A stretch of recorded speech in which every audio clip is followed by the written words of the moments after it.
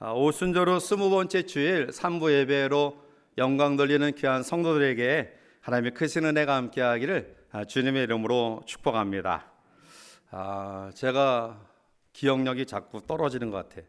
우리 백복수 권사님 아까 예배 전에 오셨을 때 너무 반가워서 소개를 꼭 해드려야 됐다고 생각했는데 깜빡 잊었어요. 우리 백복수 권사님 요양병원에 계시는데요. 물론 저는 작년에 가서 또 뵀지만 우리 교회 한 6, 7년 이상 되시는 것 같아요. 정말 오랜만에 오셨어요. 너무 감사하고요. 또 제가 기쁜데 우리 권사님 더 강건하실 수 있도록 또 남은 생에 고통 없이 또 하나님의 부르심을 받을 수 있도록 우리 박수로 격려하시겠습니다. 권사님 건강하세요. 예배 후에 또 반가운 우리 권사님 함께 인사 나누시기 바랍니다. 우리는 흔히 어떤 사람을 향해 성공한 사람이다 라고 이야기할 때가 있습니다. 그런데 그 성공의 의미가 과연 무엇일까요? 일반적으로 성공의 척도를 재물이 많은 사람, 또 권력을 가진 사람, 아니면 명예를 가진 사람, 이러한 사람들을 성공했다라고 이야기하는데요. 이러한 개념 속에 가치 있는 그러한 개념의 의미는 소유의 의미에 그 성공의 척도를 두고 있다는 겁니다. 그런데 과연 물질을 많이 소유했다고 해서 그가 성공한 사람이라고 이야기할 수 있는가? 아니면 세상의 권력을 가지고 있다고 해서 그가 성공한 사람이라고 이야기할 수 있는가요? 명예를 얻었다고 해서 그가 성공한 사람이라고 이야기할 수 있을까요? 물론 사람들은 이러한 것들을 얻기 위해 평생 노력합니다. 평생 열심히 살아갑니다. 그래서 이러한 것들을 얻게 되죠. 물질을 얻으면 권력에 마음을 쏟게 되고요. 권력을 가지면 또 명예까지 얻으려는 마음을 가지게 됩니다. 자, 그러나 돈을 많이 벌었다라고 존경받을 수 있을까? 물론 없는 사람에게는 부러움의 대상은 낼 수 있을 것입니다. 그러나 그것 때문에 존경하지는 않습니다. 많이 배웠다고 권력을 휘두른다라고 존경할 수 있을까요? 결코 그렇지 않다라고 봅니다. 그러면 누가 존경을 받을 만한 사람인가? 오늘 우리에게 여러분이 존경할 만한 사람이 누굽니까? 라고 물었을 때 내 생각 속에 다양한 대답이 나올 겁니다. 그러나 성경은 우리에게 이렇게 이야기합니다.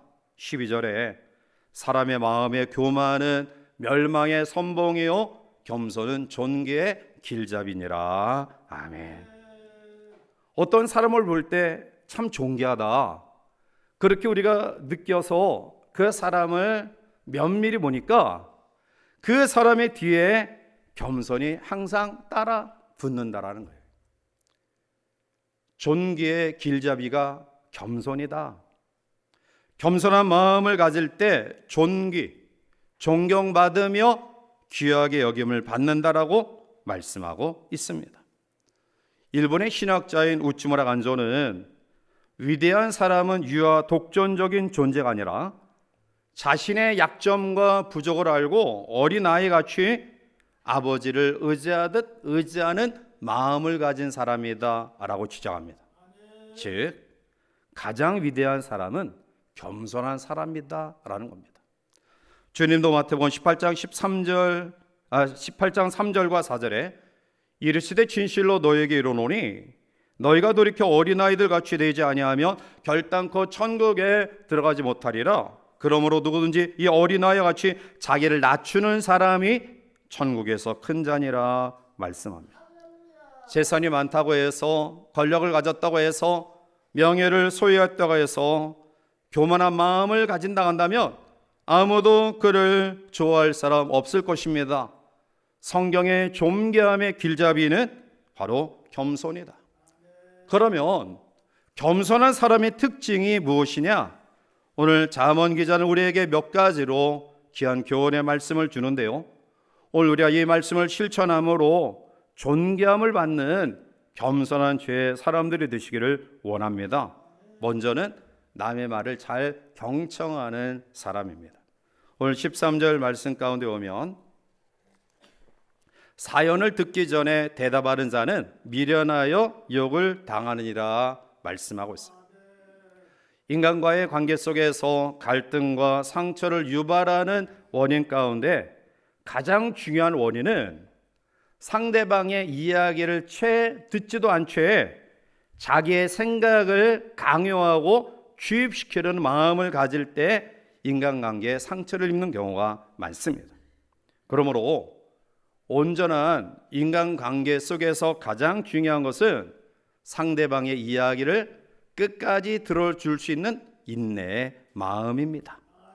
상대방의 입장을 충분히 이해하고 또 그 입장에서 들어주고 그리고 답변한다 한다면 바로 존귀 여김을 받을 수 있다라고 말씀합니다. 야고보서 1장 19절과 20절에 내 사랑하는 형제들아 너희가 알지니 사람마다 듣기는 속히 하고 말하기는 더디하며 성내기도 더디하라. 사람이 성내는 것이 하나님의 의를 이루지 못함이라 말씀합니다. 카네기는 인간관계 지도론에서 이렇게 이야기합니다. 만약 당신이 타인들로부터 경멸당하고 비웃음을 당하기를 원한다 한다면 다음의 비결을 실천에 옮기도록 하라. 첫째는 타인의 말을 결코 경청하지 마라. 둘째는 처음부터 끝까지 너의 말만 짓거려라. 세 번째는 상대가 이야기하고 있을 때 갑자기 내가 하고 싶은 말이 떠오르면 가로채고 당신의 말을 하라. 네 번째, 상대의 이야기를 듣기 싫을 때에는 이야기를 도중에 염치 없이 잘라버려라. 북미 인디언 부족 가운데 전해져 내려오는 명언이 있는데요, 그 명언은 다음과 같습니다. 사람에게는 입이 하나 있고 귀가 두 개 있는 이유는 한 번 말하면 두 번 들으라 라는 뜻이다. 여러분, 우리의 얼굴에 그 입과 귀를 보면 입은 항상 다물어져 있어요. 그죠? 뭐 특수한 사람 외에는 입은 평소에 다물려져 있죠. 그러나 귀는 항상 열려 있어요. 남의 말을 잘 들어주는 사람이 참 그리워요. 의견 충돌의 대부분은 마음의 속도를 조절하지 못하는, 늦추지 못한 성급한 그런 판단에서 일어난다. 이렇게 우리가 생각해 봐야 될 것입니다. 좀 더 들어보는 훈련들이 되었으면 좋겠어요. 왜 다른 사람의 말을 경청하지 않느냐? 그것은 내가 다른 사람보다 낫다라는 오만한 마음에 반로해. 내 얘기는 들을 거 없어. 내 생각이 옳아. 이 교만한 마음, 오만한 마음을 가질 때 경청하지 않습니다. 오늘 성경은 존귀함을 받을 수 있는 겸손의 첫 번째 특징을 남의 말을 잘 경청하는 사람이다. 두 번째로 상처받은 마음을 일으켜주는 사람입니다. 14절에 사람의 심령은 그의 병을 능히 이기려니와 심령이 상하면 그것을 누가 일으키겠느냐라고 말해요.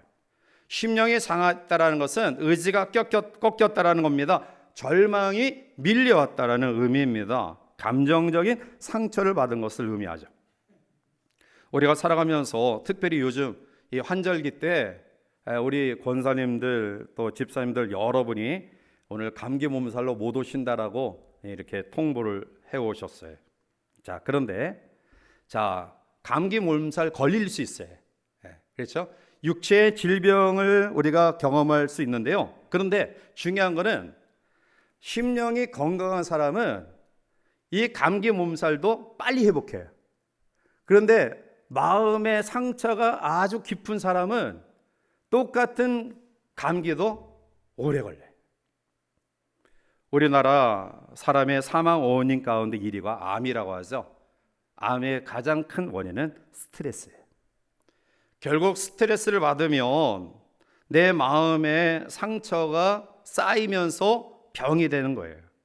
희망을 잃어버리게 되고요, 절망하고 좌절하게 되죠.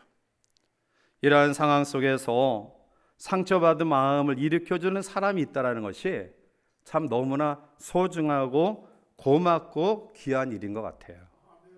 코로나 이후에 오늘 우리에게 들려진 이야기는 나 지금 아파, 나 지금 너무 힘들어, 이구동성으로 모든 사람이 나를 좀 바라봐 달라는 거예요. 내 힘든 상황을 좀 알아달라는 거예요. 아마 10이면 9 정도가 아마 이러한 모습을 가지고 지금 이 시대를 살아가는 것 같아요. 윈스턴 처칠이 많은 사람들에게 존경을 받는 수상이에요.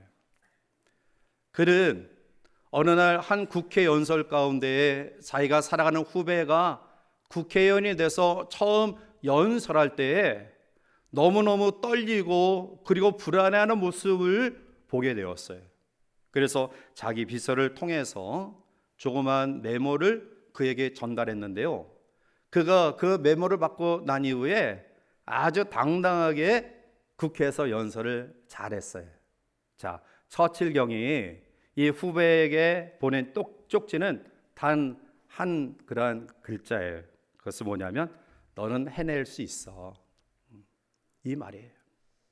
여러분, 오늘 우리의 주어진 삶에 참 위로와 상처받은 사람에게 격려하는 사람이 그리워요. 데살로니가전서 5장 14절에 또 형제들아 너희를 권면하노니 게으른 자들을 권계하며 마음이 약한 자들을 격려하고 힘이 없는 자들을 붙들어주며 모든 사람에게 오래 참으라 말씀하고 있습니다. 오늘 우리 주변에 우리가 손잡아 일으켜야 될 사람들이 많아요. 제 경험을 통해서 봐도 참 많이 힘들고 어려울 때에 손잡아 준 사람은 결코 잊을 수가 없더라고요. 제가 1989년도에 구미에서 근무를 하고 있었는데요. 이 구미 부대가 경상북도 내륙 전체를 커버하는 그런 부대예요. 그래서 외관부터 김천, 문경, 세제까지 예하 대대가 9개 내지 10개가 있는 그러한 부대 속에서 성도는 한 가정도 없어요. 그래서 1년 동안 저하고 집사람하고 우리 지은이하고 정은이하고 군정병하고 이 5명이 1년 동안 새벽 기도를 했어요.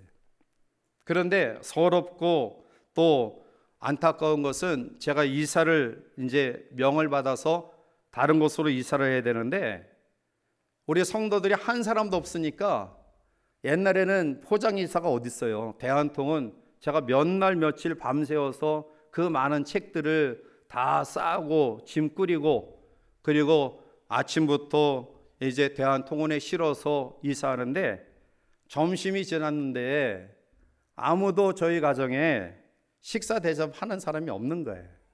또 예전에는 구미가 외딴 곳이어서 식당도 없어요.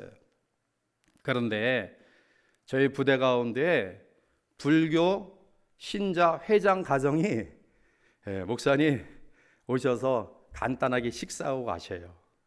불교 신자 식사 대접을 제가 받았어요. 얼마나 마음에 감동이 되고 눈물이 나는지 아무도 성도, 저의 신앙을 통해서 양육된 성도가 한 사람도 없는 열악한 가운데 불교 신자의 식사 대접이 평생 잊혀지지가 않아요. 우리가 힘들고 어려울 때에 별거 아닙니다. 따뜻한 격려와 사랑은 결코 잊을 수가 없어요. 오늘 이 시대는 모두가 힘든 시대입니다. 모두가 상처받고 모두가 아픈 시대예요. 이러한 속에서 우리가 상처받은 사람을 일으켜 세우는 그런 아름다운 믿음의 모습들이 우리 가운데 있어야 될 줄 믿습니다. 세 번째로 겸손하여 존귀함을 받는 사람은 항상 배우려는 사람이다. 오늘 15절 말씀 넘어가서 보면 명철한 자의 마음은 지식을 얻고 지혜로운 자의 귀는 지식을 구하느니라 말씀하고 있습니다. 명철한 자의 마음은 항상 지식에 대해서, 지혜로운 자의 귀는 항상 지식을 구하고 있어요. 즉 뜨거운 관심과 애정을 가지고 모든 것들을 받아들이려는 그러한 태도예요. 가장 어리석은 사람이 누구냐? 내가 경험한 것, 내가 체험한 것만 받아들이려는 사람이 어리석은 사람이에요. 어린 아이에게 펄펄 끓는 찌개 그릇 손대면 안 돼. 암만 얘기해도 듣지 않았습니다. 그런데 펄펄 끓는 찌개 그릇에 손을 대어 크게 고통을 겪고 난 다음에는 손을 갖다 대려고 해도 손을 빼요. 어른은 펄펄 끓는 찌개 그릇에 손을 대면 데인다는 것을 알아요. 그래서 손을 대지 않아요. 미련한 사람은 자기가 본 것만 믿고 경험한 것만 받아들이려고 해요. 그런데 지혜로운 사람은 다른 사람이 가지고 있는 교훈에 귀를 기울여요. 저 사람의 상황과 처지 속에서 행동하고 말하는 바가 어떠한 것인가를 겸허히 들을 줄 안다라는 겁니다. 우리가 잘 아는 탈무드에 보면 가장 지혜로운 사람은 무엇인가 항상 배우려는 사람, 가장 부유한 사람은 많은 것을 소유한 사람이 아니라 자족할 줄 아는, 만족할 줄 아는 사람, 가장 강한 사람은 자신과의 싸움에서 이긴 사람이 가장 강한 사람이다라고 이야기합니다. 솔로몬은 잠언 2장 3절과 5절에 지식을 불러 구하며 명철을 얻으려고 소리를 높이며 은을 구하는 것 같이 그것을 구하며 감추어진 보배를 찾는 것 같이 그것을 찾으면 여호와 경외하기를 깨달으며 하나님을 알게 되리니 라고 말씀하고 있어요. 하나님을 경외하며 참된 명철을 얻으라고 가르치고 있어요. 사랑하는 성도 여러분, 여러분들이 아무리 똑똑하고 많이 배웠다 할지라도 내가 경험한 것보다 경험하지 않은 세계가 더 커요. 내가 아는 것보다 모르는 것이 더 많습니다. 예를 들면 하나 질문해 볼까요? 진의 다리가 몇 개인지 아세요? 모르죠. 머리카락은 고사하고 여러분 늘 붙어있는 눈의 눈썹 몇 개인지 아세요? 우리가 신앙생활을 한다고 하지만 성경을 얼마나 알고 계셔요? 내가 하나님을 안다라고 이야기하지만 그 하나님을 우리가 얼마나 알고 있느냐라는 겁니다. 초등학교, 중학교, 고등학교, 대학교 졸업하면 16년 걸려요. 그런데 대학 졸업하는 아이들을 가리켜 사회초년생이라고 이야기합니다. 아니, 입학 전 유치원 교육부터 시키면 20년 이상을 공부한 아이들을 초년생이라고 이야기해요. 무엇을 이야기합니까? 우리는 평생 배우며 살아가는 존재들이에요. 어떤 사람이 겸손함 속에 존귀함을 얻을 수 있는 사람이냐? 나 다 알아. 나 다 배웠어. 더 이상 나에게 충고하려고 하지 마. 이 사람은 교만한 사람입니다. 어린아이 앞에서도 배우려는 태도를 가진 사람, 그 사람이 겸손하여 존귀함을 얻는 사람입니다. 네 번째로 오늘 성경은 나눔과 베풀음을 좋아하는 사람이다. 16절에 사람의 선물은 그의 길을 넓게 하며 또 존귀한 자 앞으로 그를 인도하느니라 말씀해. 이 선물이라는 마틴이라는 히브리 원어는 사심 없이 마음으로 드리는 것, 사심 없이 어떤 보상을 말하지 아니하고 사심 없이 드리는 그런 마음이에요. 17세기 프랑스의 고전 작가인 루시 푸코는 부를 멸시하는 사람은 많다. 그러나 부를 나눌 수 있는 사람은 지극히 적다. 사람들이 다른 사람의 성공을 과소평가해요. 다른 사람이 이룬 부, 다른 사람이 이룬 명예, 권세 과소평가해요. 자기는 노력하지도 않고 부유한 사람을 무조건 비난하고 욕하고 권력 가진 사람을 비난하고 자기는 우리가 알지 못하는 땀 흘림과 희생과 눈물 쏟지 않고 그렇게 멸시하고 과소평가해요. 그런데 막상 그에게 부와 그러한 자리가 있으면 나눔에 인색해요. 사랑하는 성도 여러분, 세상을 위하는 사람은 머릿속에 많이 든 사람이 아니라 가슴이 따뜻한 사람입니다. 어려운 사람에 대하여 조금이라도 나눌 수 있는 사람은 지식이 많은 사람이 아니라 배우지는 못했지만 그러나 적어도 나눠줄 줄 아는 마음을 가진 사람이에요. 큰 백화점을 놔두고도 작은 슈퍼를 찾는 사람은 돈 많은 사람이 아니라 지역을 살리고자 함께 살아가고자 하는 넓은 마음을 가진 사람이에요. 하나님이 우리에게 놀라운 축복과 은혜를 주셨습니다. 우리는 구원받은 하나님의 사람이고요, 천국 시민권입니다. 시민권을 가진 죽음 이후에 하나님 나라를 보장받은 사람이고요, 오늘도 우리의 삶 속에 말할 수 없는 혜택과 도움을 가지고 살아가요. 왜일까요? 왜 하나님이 우리에게 이러한 축복과 은혜를 주실까요? 잠언 3장 27절에 내 손에 선을 베풀 힘이 있거든 마땅히 받을 자에게 베풀기를 아끼지 말며. 하나님 우리에게 항상 받게끔 만들지 않으셨어요. 또 항상 주게끔만 만들지 않으셨어요. 받을 때도 있고요, 줄 때도 있어요. 오늘 내가 다른 사람보다 더 나음을 누리고 있다고 한다면 여러분 자녀를 위해서, 여러분 가정 개인을 위해서 쓰라고 준 것 아닙니다. 나누라고 주신 것임을 믿으시기 바랍니다. 하나님이 나에게 은혜에 대해 감사하는 믿음을 깨달으면 그는 책임적 존재로서의 사명감을 가지고 살아가야 돼요. 여러분 건강이 있습니까? 다른 사람보다 조금 더 시간적 여유가 있습니까? 물질이 있습니까? 나만을 위해 사용하라고 준 것 아닙니다. 나누며 베풀라고 주신 거예요. 사랑의 바자회가 4년 만에 열려집니다. 많은 분들이 함께 동참하고요, 또 이 일을 위해서 많이 애씁니다. 나는 아무런 힘이 없어, 그런 생각하지 마시고요, 참여하는 것만도 여러분들의 사랑을 나눈 거예요. 같이 와서 격려하는 것만 해도 사랑을 나누는 겁니다. 이번 사랑의 바자회에 우리 성도들이 다시 한번 마음과 뜻이 하나로 묶어지고 또 이웃을 향한 사랑의 아름다운 실천적인 귀한 행사가 되기를 원합니다. 말씀을 맺습니다. 겸손한 자가 존귀의 앞잡이다. 우리의 겸손의 롤 모델은 예수 그리스도이십니다.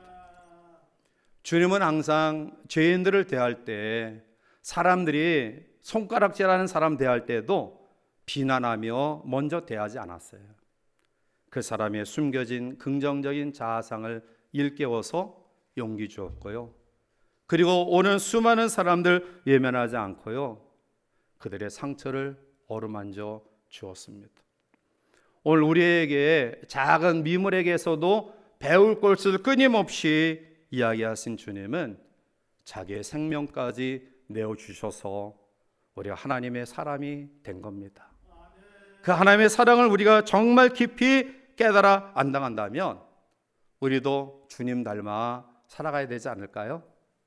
오늘 이 시간 존귀함을 받는 겸손한 삶이 무엇인가를 다시 한번 깊이 기억하고요, 주님 닮아 이러한 실천적인 삶을 통해 하나님 앞에 존귀와 영광을 올려드리며 또 높임받는 복된 삶이 우리 가운데 가득하기를 주님의 이름으로 간절히 축원해 드립니다. 기도하시겠습니다. 사랑이 많으신 하나님, 많이 빚어도 하나님 은혜 갚을 길이 없음을 고백합니다. 받은 것이 이렇게 많은데 왜 우리는 항상 없는 것 때문에 불평하며 불만을 일삼으며 스스로 우리의 삶을 지옥같이 만들고 살아가는지, 오늘 우리에게 주신 말씀을 기억하면서 하나님 우리에게 주신 은혜가 너무나 소중하고 귀함을 다시 한번 깨닫고요, 오늘 주님 닮아 겸손함으로 존귀한 삶을 살아가기를 원합니다. 이해와 수용과 배려와 상처받은 사람들을 일깨우며 또한 겸손히 배우기를 힘쓰며 주신 사랑 은혜 나누며 베풀기를 원합니다. 그래서 우리를 통해 예수님의 마음을, 하나님의 나라를 이 어려운 때에 체험한 사람들이 날마다 늘어날 수 있도록 축복하여 주시옵소서. 예수님의 이름으로 기도하옵나이다. 아멘.